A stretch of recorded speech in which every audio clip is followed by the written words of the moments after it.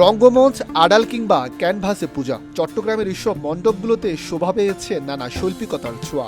অন্তরাক, গোলক ধাঁধা, তাতোয়া, যেন নতুনত্ব আর সৃজনশীলতা।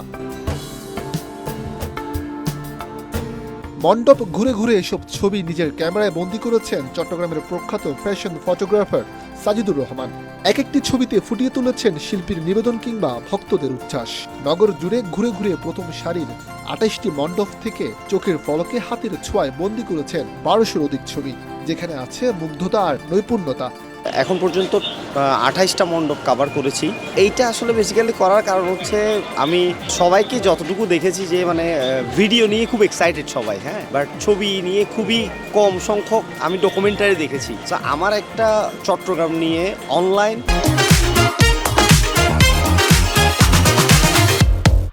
শর্ট বায়োগ্রাফি প্রজেক্ট চলে, হ্যাঁ, যেটা আমি আমার পেজ থেকে দেই, স্টুডিও ব্যাকড্রপ।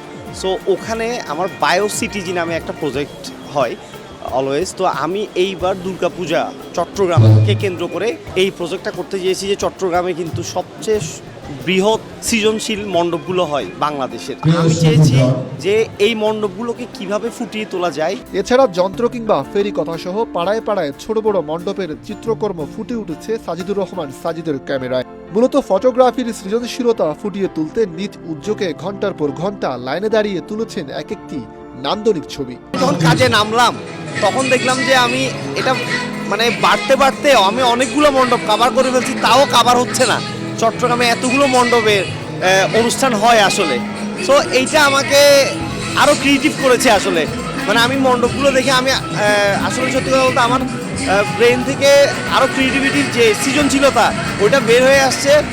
এবং আমি মনে করি যে বাংলাদেশের মধ্যে আমার মনে হয় সবচেয়ে বেস্ট পূজা মণ্ডপগুলো চট্টগ্রামেই হয়।